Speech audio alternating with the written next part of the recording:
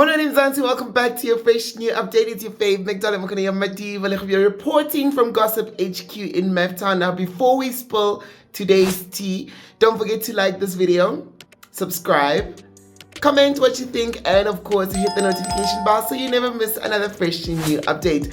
Now let's talk about Lerato Kganyago and dispel a few rumors, because there's a lot of truths flying around and an equal amount of rubbish when it comes to Lerato. Now let's start from the top. Lerato Kganyago, or LKG, is a model, DJ, TV and radio presenter, businesswoman, and once crowned Miss Soweto 2002. She has been in the entertainment industry for years, holding it down from the mic to the boardroom. Now she's done it all, from TV presenting, radio hosting, and now an owner of a boutique hotel. She explicitly told us she is not allegedly the owner and that she owns it, but we'll come back to this in a second. Let's talk about her husband, who is Thami Ndlala. It's been reported that he is a businessman from Mpumalanga and the CEO of Thami Ndlala Holdings, with interests ranging from luxury vehicles and transport to real estate. Lerato and Thami got married in March 2020 and filed for divorce after 2 months of marriage, and then later reconciled and remarried each other again. Now we all know why Lerato is famous, but what is Thami famous for? Now, earlier years he was involved in a very public 10 million rand lawsuit involving an alleged assault at one of his properties, and has been no stranger to headlines questioning some of his business dealings and credibility. But here's how we all got to know them as a couple. Every year without fail, Thami has taken it upon himself to turn Lerato Kganyago's Valentine's Day into an Oscar-winning film. Back in 2021, Thami booked out an entire F&B stadium, the very same one that Casper is unable to fill without giving away tickets. He also hired Zonke Dikana to perform privately with a candlelit dinner in the middle of the pitch, surrounded by 90,000 empty seats.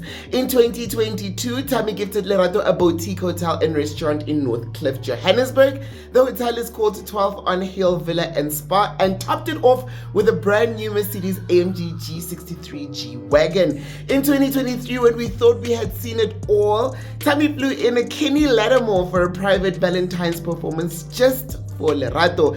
In 2024, Lerato suffered from another miscarriage, bringing the total to 5, and it is alleged it was a day before Valentine's, so the couple kept Valentine's Day very low-key out of respect and grief. And if you think 5 miscarriages was the final blow, she revealed that she might not be able to have biological children because of fibroids. This year, also around Valentine's Day, Thami bought Sterland Mall in Pretoria and renamed it Ndlala Mall. Lerato was of course the first person to reveal it, fueling speculation that it could have been her Valentine's Day gift. It is of course a common joke in Mzansi that February 14th should just be renamed Lerato Kganyago Day, because every year we as a country can't wait to see what her husband is going to pull next. Now let's talk about the hotel, because things just aren't adding up, as the hotel just dropped a statement and really it's not looking cute.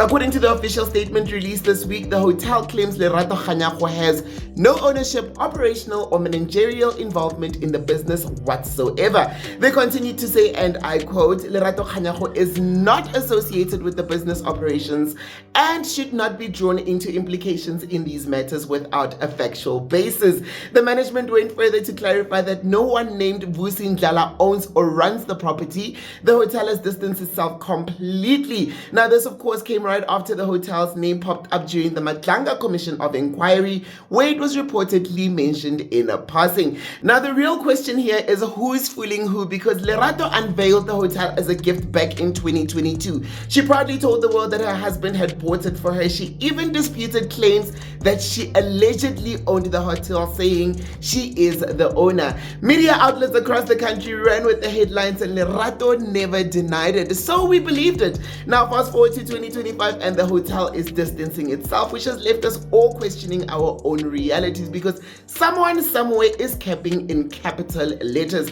Now for those of you who don't keep up with current affairs, let me tell you something for nothing. The Madlanga Commission is not just another boring event on TV. It's a serious government inquiry investigating corruption, political interference, and dodgy dealings within the justice system. Now, during one of the testimonies, a witness identified as Witness A made mention that there was a certain boutique hotel in North Cliff allegedly owned by Lerato Kganyago, where a suspicious party full of high-ranking officials went down almost like Didi's all-white parties. And this is, of course, alleged. Now, what we do know for a fact is that the Madlanga Commission never named or accused Lerato of any wrongdoings. Her name just popped up because of Witness A's stories. So long story short, Lerato isn't under investigations. She's just caught in the crossfire of a high-profile corruption story. But you know, as the moment we heard gossip, hotel, P. Diddy, Lerato, we started connecting the dots that don't even exist. Moving right along to a different corner of the internet, a different Lerato is trending big time, and this time it's for setting her lawyers on Musa Khawula. Now, over the past week, almost every gossip page from Instagram to TikTok to YouTube has been buzzing about Tobias, who is of course Lerato's brand new husband. And honestly, we all kind of agree that he gives Johan from Van der Bijl Park vibes. He's not a bad looking gent, don't get me wrong, but for Lerato, I think we kind of expected a little bit more spice. Our newly wedded Makoti has decided to lawyer up because Musa Khawula was the very first person to drop Tobias's picture online. Her lawyers have now demanded that he take the post down and issue a public apology. Mzansi isn't too impressed with her move, and the comments were not filtered, calling her a hater, bitter, and a miserable soul. One user even said, "You'll die miserable. I just hope it doesn't rub off on your kids." People are so mean out there. Now, the Gossip HQ thinks this whole story is going to end up in what we can only reference to the likes of Matthew Booth, Babi Moloi, Rachel, and Sia Kolisi. I'm sure you catch the drift. Anyway, we just hope that Tobias doesn't embarrass her after all this drama, because men will leave you in the desert with no water, and this marriage is still so very brand new, hardly a month old, and already there's so much happening. And lastly, apparently you guys hated Married at First Sight Mzansi season 2. The streets are saying it felt like the season dragged on forever, and it seemed like the nightmare is far from over. Now, the cast and basically everyone else involved in that show have gone on a full-blown podcast tour, and the timeline is like, oh, Shem, no, we are tired. Someone please tell them to stop already. According to viewers, only Portia, Temba, and Nelisa were genuinely there for marriage. The rest were clearly there for clout, including Bongani, who the streets say fumbled Portia big time. As things stand at this point, Mzansi cannot wait for the nightmare to finally end, and honestly, we couldn't care less about any of the cast members, and thank God we missed the entire circus that's now decided to host an unwanted after party on our timelines. We hope the message reaches them loud and clear, because the message is simple. Ons as gatvol vanilla in plain South African language, we are basically saying footsake. That's all for today's update from the Queen of Fake or Unverified Valentine's gifts to Lerato dishing out threats and the cast of Married at First Sight literally annoying all my friends online. The street never misses a beat, and would like to make it known that all of these stories are based on what the people of Mzansi is whispering into our ears. Don't forget to like, subscribe, hit the notification bell, and of course comment down below what you think of today's updates. For fresh new updates, it's your one and only Mac Darling. Until next time, stay safe, stay spicy, and remember, in Mzansi, today's headlines is tomorrow's gossip.